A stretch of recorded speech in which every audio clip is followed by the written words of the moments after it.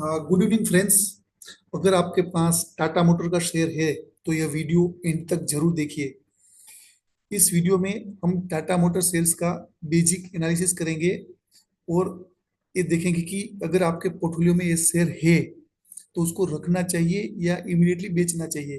अगर आप ये शेयर लेने के लिए सोच रहे हो तो ये शेयर लेना चाहिए या नहीं लेना चाहिए। मैंने पहले भी आपको बताया था कि जो अलग अलग सेक्टर्स होते हैं उसमें अलग अलग पैरामीटर को मॉनिटर किया जाता है। तो आज हम देखेंगे कि टाटा मोटर्स में वो कौन से पैरामीटर है जो हमें एवरी क्वार्टर हमको मॉनिटर करना चाहिए। अगर ये पैरामीटर को आप मॉनिटर करते हैं और अगर शेयर आपके पोर्टफोलियो में है तो आपको ये शेयर रखना चाहिए या बेचना चाहिए, आप खुद उसका डिसीजन ले सकते हो। आपको उसके लिए किसी और का व्यू की जरूरत नहीं पड़ेगी। तो हम देखते हैं कि टाटा मोटर्स का मार्केट कैप 3,42,598 रुपीज है। उसका करंट प्राइस 931 रुपीज है। उसका बुक वैल्यू 255 रुपीज है और शेयर्स का फेस वैल्यू 2 रुपीज है। अगर आप इसके पी को देखें तो 10 है। अगर आपके इसका पी को देखते हैं तो आपके मुंह में तो पानी आ जाएगा कि मैं शेयर आज ही बाई कर लूं, ये तो मल्टी बैगर बनेगा ही। लेकिन ऐसा जरूरी नहीं है कि जो शेयर लो पी पे हो वो मल्टी बैगर बनी जाए और 1-2 साल में आपका शेयर 2 से 3 गुना हो जाए। शेयर का ऑपरेटिंग प्रॉफिट आप देखो जो बहुत ही इंपॉर्टेंट है टाटा मोटर के लिए।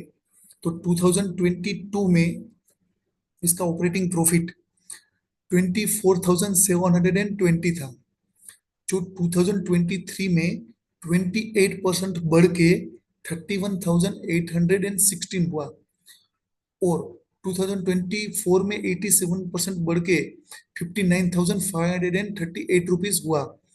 लेकिन आप अगर टीटीएम बेसिस पे देखेंगे तो उसका growth only, operating profit growth only 4% ही है।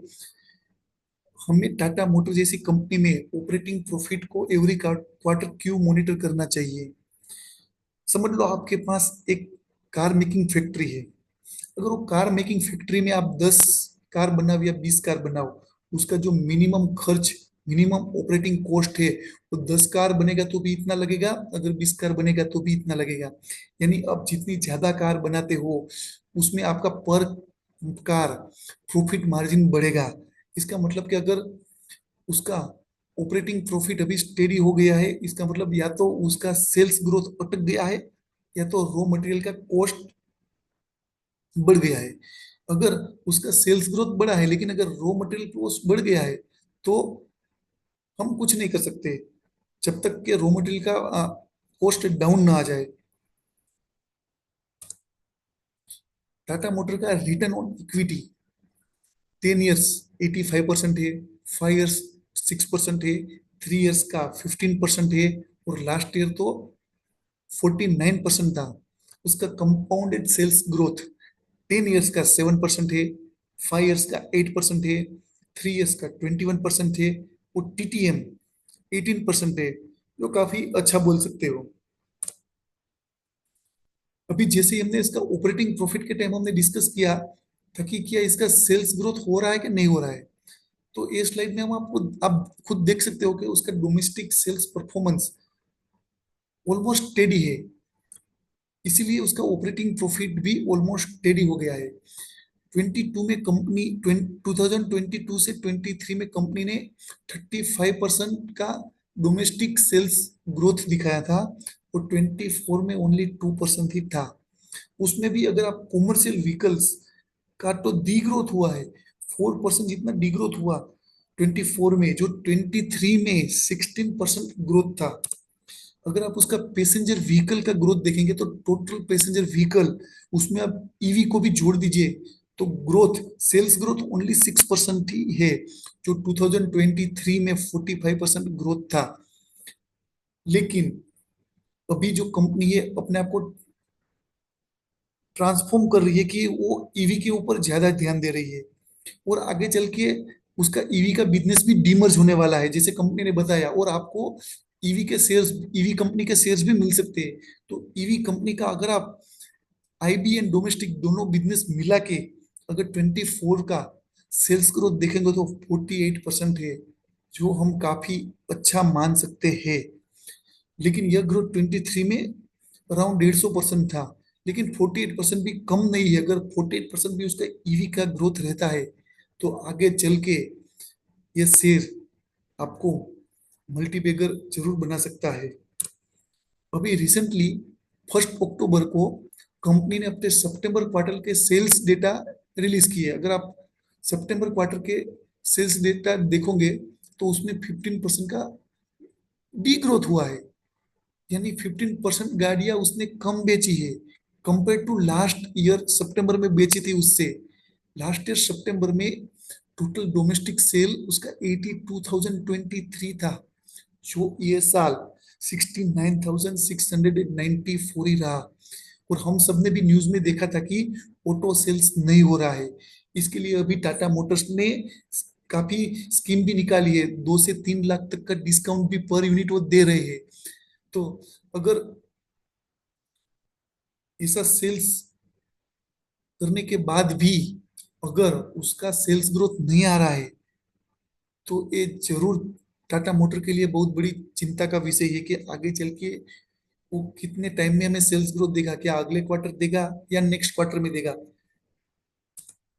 अगर कंपनी का टोटल पैसेंजर व्हीकल्स का सेल्स ग्रोथ भी देखे तो वो भी 9% से डाउन हो गया है। अगर कंपनी का शेयर होल्डिंग पैटर्न देखे तो पब्लिक का शेयर होल्डिंग पैटर्न मार्च से लेकर सितंबर तक 20 मार्च में जो 18 था वो 26 हो गया है, यानी 8% बढ़ा है। लेकिन एक्चुअल में कंपनी का पब्लिक का शेयर होल्डिंग पैटर्न नहीं बढ़ा है। कंपनी का जो एक ट्रस्ट था जो अपने आप को पहले प्रमोटर में डिक्लेयर किया था, अभी वो पब्लिक शेयर होल्डिंग में डिक्लेयर किया। इसकी वजह से आपको पब्लिक का शेयर होल्डिंग ज्यादा दिख रहा है। लेकिन इस शेयर में एक ही प्रॉब्लम है। अगर आप नंबर ऑफ शेयर होल्डर देखोगे तो 49 लाख से, यानी यह शेयर सबके अकाउंट में पड़ा हुआ है। यह शेयर अभी ओवर ओन्ड हो गया है। तो हमको पहले भी पता है अगर शेयर ओवर ओन हो गया है तो लंबे वक्त तक शायद ये आपको ज्यादा मुनाफा ना दे, लेकिन वो 10 से 15% मुनाफा तो दे सकता है। तो हम लास्ट में देखते हैं वो कौन से पैरामीटर है जो ये शेयर को आगे चल के बढ़ा सकता है। तो कंपनी का R&D बहुत अच्छा है एआई के ऊपर। सेकंड, अभी ईयू ने चाइना का जो व्हीकल इंपोर्ट होता है उसके ऊपर अभी टेरिफ लगाया है अराउंड 45% तक। अगर ये टेरिफ की वजह से टाटा मोटर का सेल्स है वो यूरोप में बढ़ सकता है। टाटा मोटर अभी बहुत ज्यादा ध्यान अपना डेप्थ रिड्यूस में दे रही है। टाटा मोटर का चाइना में भी प्रेजेंस अच्छा खासा है। तो चाइना ने अभी स्टिम्युलस पैकेज डिक्लेयर किया हुआ है। उसकी वजह से भी टाटा मोटर्स का जो सेल्स है वो बढ़ सकता है।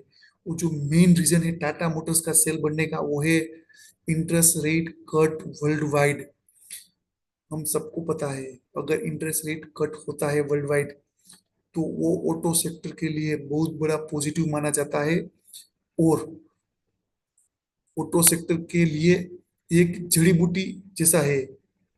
और इन सबको पॉइंट को हम कंसीडर करें तो आगे चल के टाटा मोटर अच्छा परफॉर्मेंस कर सकता है। Thank you.